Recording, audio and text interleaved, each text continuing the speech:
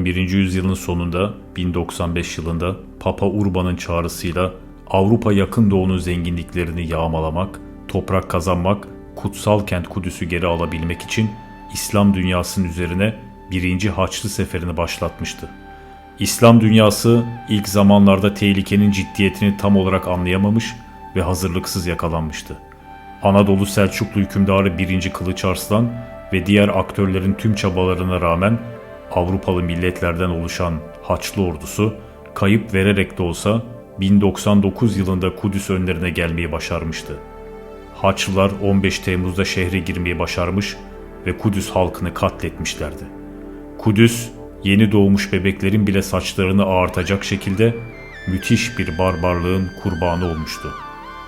Bu dehşet verici felaket günlerinde Usame bin Munkız 4 yaşındadır.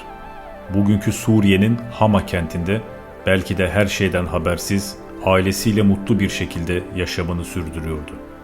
Bu küçücük çocuk maceralı bir yaşam sürecek, tarihin dönüm noktalarına tanıklık edecek, önemli figürler ile tanışacaktı.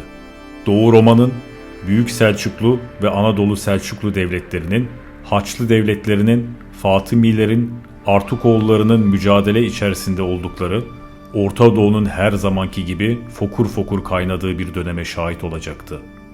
Bu coğrafyada yapmış olduğu gözlemlerini, şahit olduğu olayları Kitabül İtibar yani İbretler Kitabı isimli eserinde nakledecektir. İlk Haçlı Seferi'nin üzerinden yıllar geçmiş, Haçlı devletleri ve orada yaşayanlar Müslüman ahaliyle çeşitli sosyal ve ticari ilişkilere girmişlerdi. Müslümanlar o dönemde Avrupalıları genellikle Frank olarak nitelendirirdi. Üsame de Frank olarak nitelendirilen Avrupalılar ile oturmuş, sohbet etmiş ve çeşitli ilişkiler geliştirmişti. Onların yaşam tarzını, adetlerini çoğu zaman garipsemiş, bazı özelliklerini ise takdir etmiştir.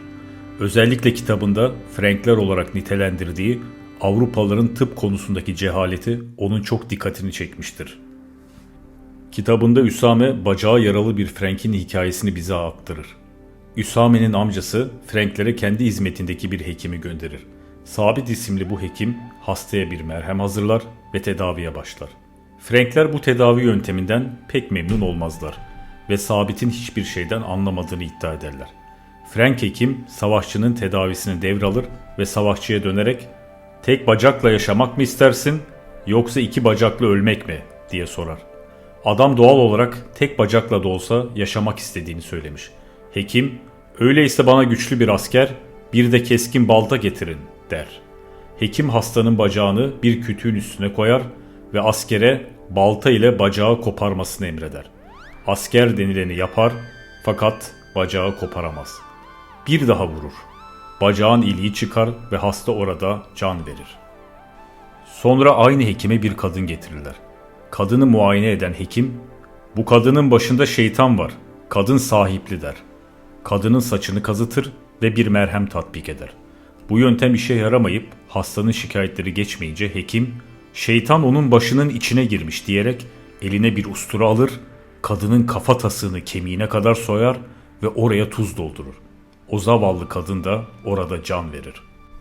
Üsame, ilginç bir tedavi yöntemini de dostu Taberiye hakimi William de Burgh'den dinlemiş. William şu hikayeyi anlatır. "Ölüm döşeğinde olan bir şövalye arkadaşımız vardı. Büyük rahiplerimizden birine gittik ve arkadaşımızı muayene etmesini istedik. Rahip, 'Olur, muayene ederim,' dedi. Rahip hastanın yanına gidince bal mumu istedi. Bal mumunu yumuşatıp yuvarladı ve arkadaşımızın burnunu tıkadı. Arkadaşımız oracıkta can verdi. Biz 'Öldü,' deyince rahip 'Evet,' dedi. 'Büyük acı çekiyordu. Burnunu tıkadım ki ölsün ve rahatlasın,' der." Üsame bunları aktardıktan sonra Franklerin garip tıp anlayışına hayret ettiğini bir defa daha belirtir. Yazarımızın dikkatini çeken bir diğer konu ise Franklerin kadın erkek ilişkilerindeki rahatlığıydı. Üsame'ye göre Frankler kıskançlık ve hassasiyet duygularından tamamen yoksundur. Franklerden birisi karısıyla yürürken başka bir adam onun karısıyla muhabbet edebilir ve kocası kenarda sohbetin bitmesini bekleyebilirdi. Laf uzarsa karısını adamla bırakıp gidermiş. Üsame bunun dışında kendi şahit olduğu bir olayı da bize aktarır. Bir gün tanıdığımız bir Frank evine gitti ve karısının yatağında başka bir adam gördü. Adama Karımın odasında ne işin var? Hangi cesaretle buraya girersin dedi. Adam yorgundum, dinlenmek için girdim dedi. Frank ama yatağımda ne işin var diye sordu. Yataktaki adam serilmiş bir yatak buldum ben de girip uyudum dedi. Frank bunun üzerine iyi de karım da senin yanında yatakta sen de beraber uyuyor deyince adam doğru ama yatak onun. Karını kendi yatağından nasıl kovabilirim ki dedi. Frank dinimin hakkı için bunu bir daha yapacak olursan külahları değişiriz dedi ve olayı kapattı. Üsame bu olayı aktardıktan sonra şu tezada bakın. Bunlarda ne kıskançlık vardır ne de hamaset. Ancak cesurdurlar diyerek bu bahsi kapatır. Eserde daha birçok ilginç olay ve konu var. İleriki videolarımızda bunları da konu edineceğiz.